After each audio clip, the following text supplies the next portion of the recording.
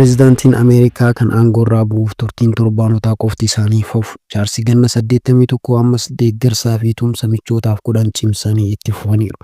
Yakka duguuggaa sanyii Israa'el Gaazaa keessatti raawwattu deeggarsa meeshaa waraanaatii fi hamilee godhaniin cinatti pireezidaantichi waraana Raashiyaa fi Yuukireen gidduutti godhamu irratti Yuukireeniin hanga dhumaatti deeggaruudhaan beekama. Ammas akkuma harreen ani yoon du'e margin jette jedhamu waraanni daran akka hammaatu murtii cimaa tokko dabarsan. Tarii murtiin isaan dabarsan kun waraana addunyaa sadaffaa jalqabsiisuu danda'a jechuudhaan hayyoonni baay'ee ni dubbatu. Murtichi isaan dabarsan maal ture maalirra ga'e kan jedhu waliin ilaallaa hanga dhumaatti nu wajjin tura. Jirtu kun miidiyaa walabaa odeeffannoo gamaaf gamanaa walitti qabachuun gurra hordoftoota. Ashamaa akkam jirtu kun miidiyaa walabaa odeeffannoo gamaaf gamanaa walitti qabachuun gurra hordoftoota isaatiin gahuuf qophii kan ta'e Firankoo Deeyiliidha. Hanga xumuraatti yoo nu wajjin turtan odeeffannoo addunyaalessaa fi wayitaawaa isin biraan geenya nu wajjin tura.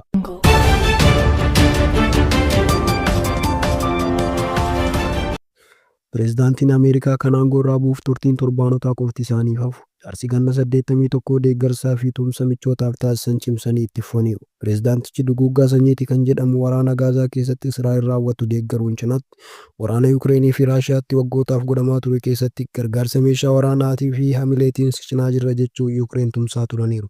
Amma immoo murtiin humaayyuu waraanicha cimsuu fi addunyaa raasaa jiru tokko dabarsaniiru. Murtichi maal ture kan jedhu yoo nu wajjin turtan odeeffannoo gamaaf gamanaa walitti sassaabnee gurra isin buufna. Amma dhumaatti nu wajjin turaan kabajaan isin gaafanna. Raashiyaan gama isheetiin Joo Baayiden Yuukireen akka misaayilaa ataakamsi fayyadamte eeyyamuun abiddatti boba'aa naquudha jette. Moskoon haleellaa misaayilaa kana akka Yuukireen irraa ka'ettu osoo hin taane akkuma Ameerikaa irraa ka'ettan ilaala naaf beekaa jechuun addunyaatti himate. Pireezidaantiin Raashiyaa Puutiin gama isaaniitiin tarkaanfiin Ameerikaa kana akka Waashingitan kallattiin itti hirmaatte itti fudhanna jechuun waraanicha sadarkaa haaraatti akka ceesisu ibsan. Yeroo aangoo isaanii xumuramaa kan jiru Baayiden abiddatti boba'aa naquun ittuu hammeessa jechuun murtii maraatummaati jedhan.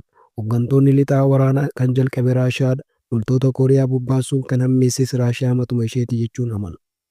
Pireezidaantii Joo Baayiden akka Yuukireen misaayila fageenya dheeraa deemu daangaa Raashiyaa keessatti fayyadamtuuf kan eeyyaman Raashiyaan loltoota Kooriyaa kaabaa waraanichatti affeerteetti. Jalqaba ji'a kanaatti loltoonni Yuukireen yeroo jalqabaaf loltoota Kooriyaa kaabaa waliin wal waraanuu himuu turanii irratti dhaabbataniiti. Kunis daangaa Raashiyaa naannoo Kursiik jedhamtu keessatti ture. Waxabajjii keessa Kooriyaa kaabaa fi Raashiyaa waliigaltee waraanaa waliin mallatteessaniiru. Kana jechuun tokkoon isaanii yoo haleelaman waraana irratti wal gargaaruus qaba jechuudha. Akka gabaasa BBC'tti Chaansilar Jarman Oloof Shoorzi jimaata darbe Puutiniif bilbiluun waraana Kooriyaa kaabaa hirmaachisuun waraanicha hammeessuudha jedhee itti himeera jedhan. Jarman sana booda Puutiin akka yaada isaanii fudhanne hubachuun deeggarsa waraanaa kamiyyuu Yuukireen nu lakkaawachuu dandeessi isin cinaa jirra jedhan. Seerii Kuuzaan hoogganaan nageenya Yuukireen murtoo Joo Baayiden biyyattiif akkaan barbaachisaadha jedhan. Murtoon kun adeemsa waraanichaa waan geeddaru miti garuu humna gama lamaanii wal madaalchisa jedhan. Misaayilli ataakamsi jedhamu kun hanga kiiloomeetira 300 kan qabu yoo ta'u qondaalli Ameerikaa tokko Joo Baayiden murtoo kanarra kan gaarra Raashiyaan loltoota Kooriyaa kaabaa Yuukireen akka lolan eeyyamuun boodaadha. Kuuzaan akka jedhanitti murtoon kun kan kenname Raashiyaan loltoota Kooriyaa kaabaa wajjin wal ta'uun humnoota Yuukireen Raashiyaa kursii keessaa baasuuf yeroo qorachaa jirtutti jedhan.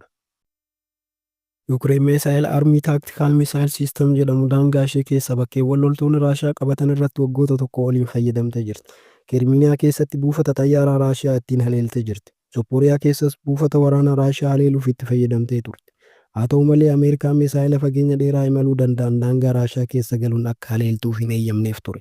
Misaayilli kun humna baay'ee cimaa kan qabuu fi kiiloomeetira 300 imaluu danda'udha. Yuukireen garuu meeshaa kana erga argattee daangaa Raashiyaa keessatti ittiin fayyadamtu jedhamuun harka tokko duubatti hidhanii harka tokkoon akka ooluutti ilaala jettee amanti. Ameerikaan imaammata ishee jijjiiruun kan eeyyamteef erga loltoonni Kooriyaa kaabaa Raashiyaa gargaaruuf bobbaafamuun barameeti. Baayiden waraanicha babal'achuu danda'a sodaa jedhuun ji'ootaaf itti fayyadama misaayilaa kana dhorkee ture. Xayyaarota waraanaa fi taankota haaraa Yuukireniif kennuu irrattis Raashiyaan sarara diimaan jechuun akka akeekachiiftee.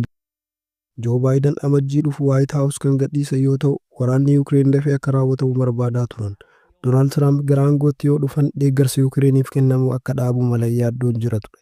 Deeggarsa waraanaa Yuukireen Tiraamp akka qabeenya Ameerikaa gogsuuti jechuun yeroo duula filannaa gaggeessaa ture irra deddeebiin dubbachaa ture. Akka ta'uttis haa ta'u waraana kana osoo biiroon seenin akka dhaabu himeera. Ameerikaan erga waraanni jalqabee hamma Waxabajjii 2024tti Yukireeniif meeshaa waraanaa dhiyeessiteetti. Meeshaa waraanaa ergames doolaara biiliyoona 55 baasa jedha dhaabbanni qorannoo tokko. Ji'oota baay'eef pireezidaantii Yukireen Vilaadiimiir Zeelelenskiin dhorkaan misaayilaa Ataakaamsi jedhamu akka ka'uuf Yukireen Raashiyaa akka leeltu gaafachaa ture. Pireezidaantiin Raashiyaa Vilaadiimiir Puutiin gama isaatiin warri lixaa tarkaanfii akkanaa fudhachuu irraa akka of qusatan akeekkachiisaa ture. Tarkaanfii akkanaa yoo fudhatame naatoo waraana Yukireen keessatti kallattiin akka hirmaate agarsiisa jedhaniiru. naatootti ambaasaaddara Ameerikaa kan turan meeshaalee waraanaa Yukireen fayyadamuu dandeessu fageenyaan daangessuun akka ofirraan ittisneef dhorkaa haqa qabeessa hin taane itti dabarsuudha jedhan. Dabalataan murteen misaayilota Ataakaamsi fayyadamuu ifatti himamuun dogoggora kan jedhan dippiloomaatiin kun Raashiyaa waa'ee haleellaa itti dhufuuf malu dursitee odeeffannoo akka argattuu fi qophooftuuf gargaara jedhe. Tiraamp garuu murtoo kana ni fudhatu moo akkuma dhaadatan waraanicha xumuru kan jedhu ammatti hin baramne. Itti aanaan pireezidaantii ta'uun kan filame Jiidee Vaansi deeggarsa waraanaa homaa Yukreeniif hin kennu jedhe. Ilmi Tiraamp osoo abbaan koo aangoo qabatee nagaa hin buusin waraana addunyaa sadaffaa kaasuuf waan deeman fakkaata jechuun miidiyaa hawaasaa isaa irratti barreesse. Ta'ii lubbuun qulqullootaa sababa waraanni dachee irratti hammaateetiin addunyaa ammas waraana cimaa keessa galchuun isaa waan ooluu mitiin tilmaamaa yoo ta'e hedduuti. Maaltu maal ta'a? Yoo uumaan nu tursiise kan waliin ilaallu ta'a horaa bulaa. Odeeffannoo wayitaawaa argachuuf sabiskiraayib gochuu hin dagatinaa. Fayyaa ta'aa nagayatti.